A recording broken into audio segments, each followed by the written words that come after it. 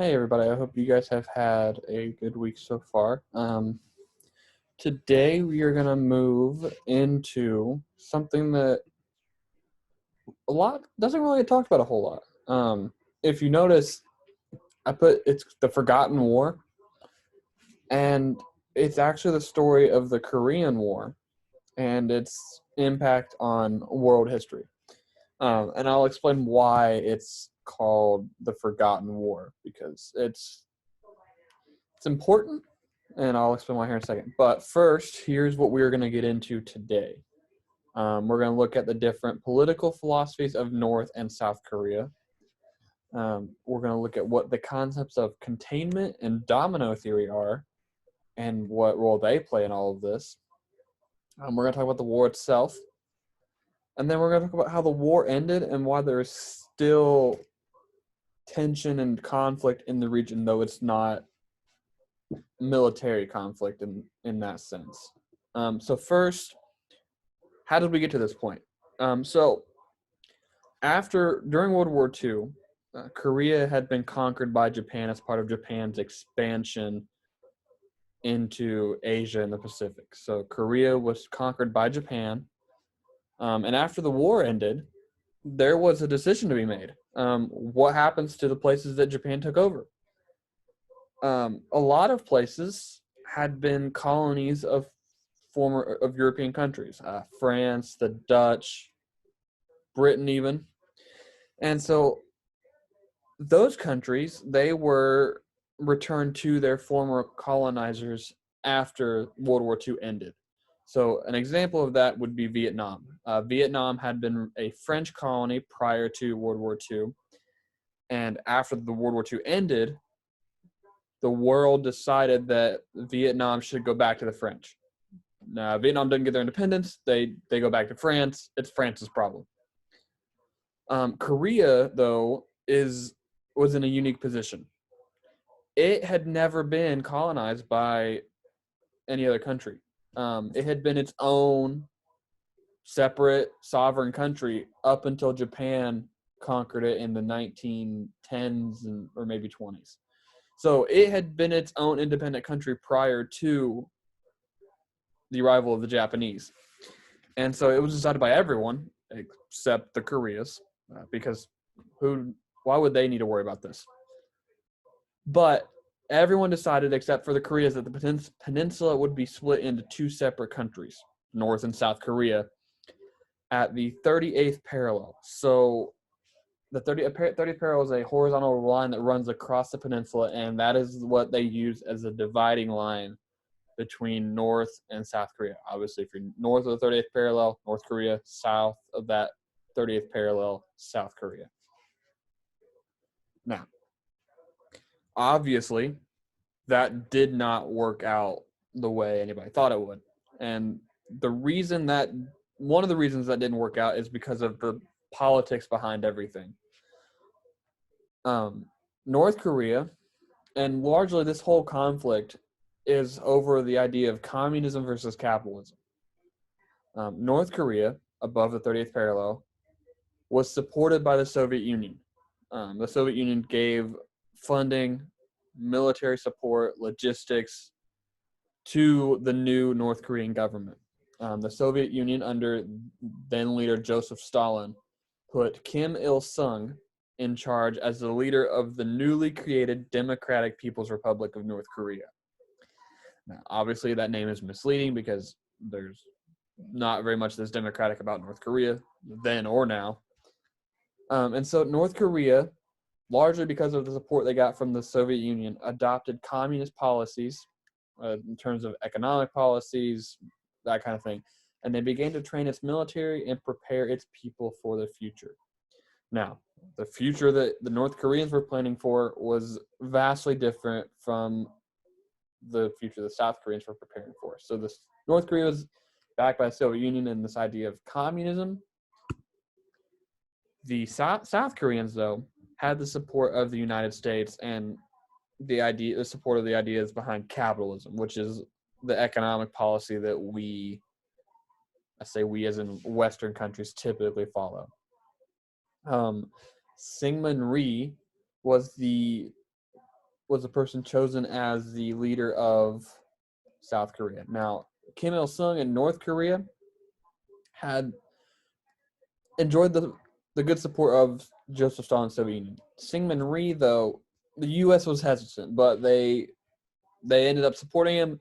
He wasn't their ideal person, but in the end, he's who they settled for. And so South Korea largely adopted capitalist policies and social rules that we're familiar with in the U.S., free business, that kind of thing. Syngman Rhee, though, he had the support of the United States, but the people in South Korea weren't his biggest fans. They did not think he had their best interests. They didn't like him for a variety of reasons. And because there was that mistrust there, South Korea wasn't able to prepare for the future that we're going to talk about here in a minute.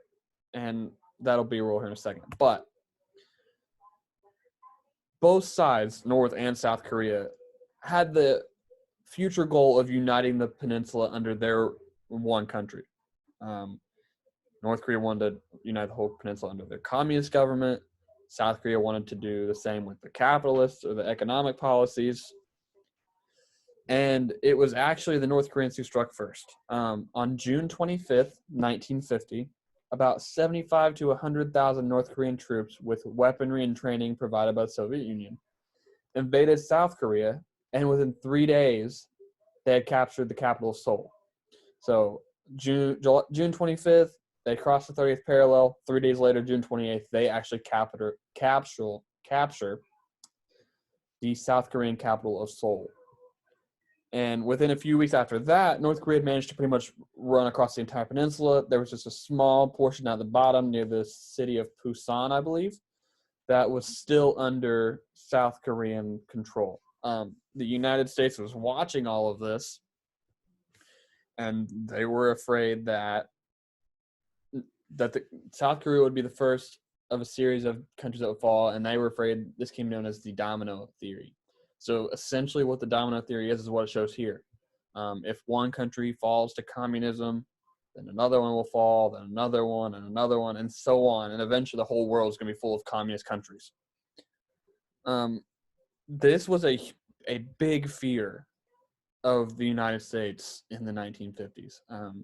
I won't talk about a lot of it as far as the U.S. itself goes, but there was a big fear that communism and communist sympathizers were going to essentially try and take over the entire world and establish communism as the form of government and all that stuff. And so the U.S. at the time, under President Truman, decided that they were going to prevent this domino theory by stopping it at Korea. If Korea didn't fall, then no one else could fall afterwards. And so the U.S. was really considering sending troops to help the South Koreans. And at first, we were willing to go it alone. We were like, we'll send American forces, but then we decided it would be better to get the newly created United Nations involved because the North Koreans invaded first. This is an act of war. The global community should respond.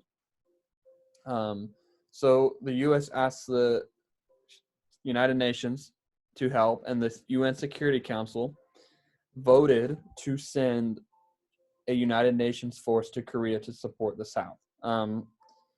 This is the one time that the UN actually voted in favor of sending a military force in response to a conflict in the globe. And largely the reason was that the Soviet Union, who could have vetoed this action as part of the Security Council, wasn't there. They were boycotting the UN at the time because of an issue over China. And so the U.S. was able to push the resolution through. And so the UN managed to put together an army of 16 different countries who supplied troops to the force. And it arrived in July, and by August, the U.S. forces were able to retake the southern peninsula and had began to push north of the 30th parallel. So within about 2 or 3 months, the North Koreans had invaded South Korea, managed to take everything except a small little part, and then all of a sudden were pushed back above the 30th parallel. There were some people who wanted the war to stop there. we pushed the North Koreans back across the parallel. Let's leave it there and try and work out a peace solution. There were others, including the U.S. commander Douglas MacArthur, who were like, "No, we're going all the way. This is now a war of liberation." So essentially, the war went from a war of containment, like stopping communism from going to South Korea, to a war of liberation in that we're going to just reunite the whole peninsula under South Korea. This created a problem that in hindsight, we should have seen coming, but at the time we pushed ahead, and that is when China got involved. China had recently finished or put into their own civil war and was under the rule of a communist dictator named Mao Zedong.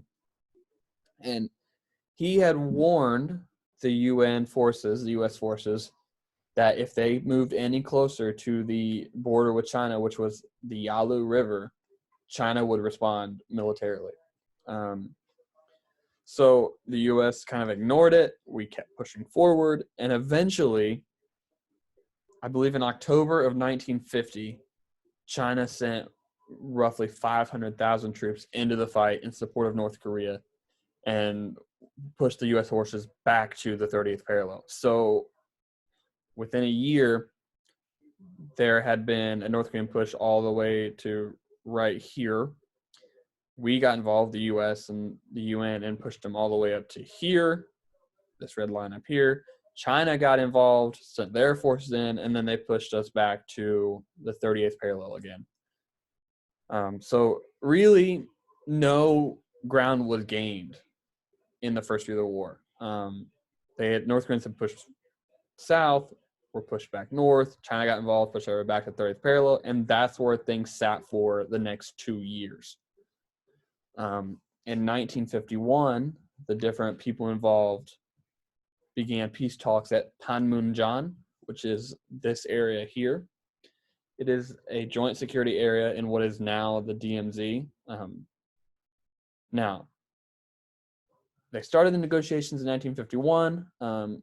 They didn't actually sign a ceasefire until July 27th, 1953, because there had been some complications over prisoners of war and other things that prevented the ceasefire from being signed. But on July 27th, 1953, the ceasefire was signed. It created the DMZ, the demilitarized zone, which is a 2-mile wide gap near the 30th parallel where neither side can establish military facilities or station troops. There is no military in this 2-mile gap that runs across the peninsula. So notice I didn't say peace treaty. Technically, what was signed in July of 1953 was just a ceasefire. It wasn't a full peace treaty. So technically, North and South Korea are still at war today, technically speaking. They haven't fought each other since 1953. I mean, there's been a few instances where shots have been fired across the border, but as far as a full-scale war, that hasn't happened since 1953, but they are technically still at war. So after the ceasefire was signed, the tensions increased, largely due to North Korea's development of nuclear weapons. So there's always been a fear that the Korean War could restart, but this time we'd be dealing with a nuclear-armed North Korea. For the U.S. after the Korean War, it was actually the first in a series of wars the United States fought with the idea of containment in mind. So I mentioned earlier the domino theory of preventing countries from falling to communism. The idea soon became this idea of containment, meaning we're going to fight wars wherever there is a threat of communism being put in place in this country. An example of that would be our Vietnam War. We began supporting South Vietnam because we were afraid North Vietnam was going to overrun them and take over and establish a communist system, which again we were absolutely terrified of.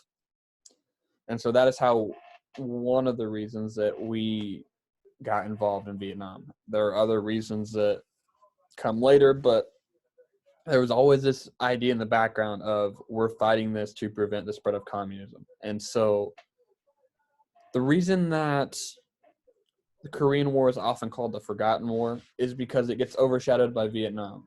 A lot of times, most Americans, most of us in the U.S. know about Vietnam, or know something about the Vietnam War. We think we know why we were there. We know what happened.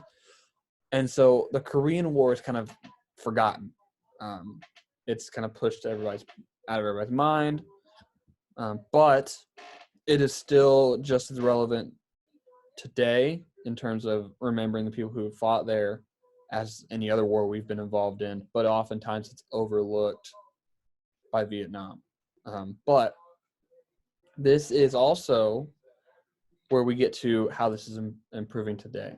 So in the last few years, last 2-3 years, things have started to improve a little bit with the two Koreas. I believe it was 2018 or 2019, the two sides decided to formally announce they would start working towards a formal peace treaty to end the war.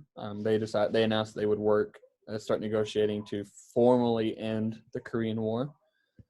And the hope is that eventually they will be able to reach an agreement as far as unifying the Korean Peninsula under one Korean country.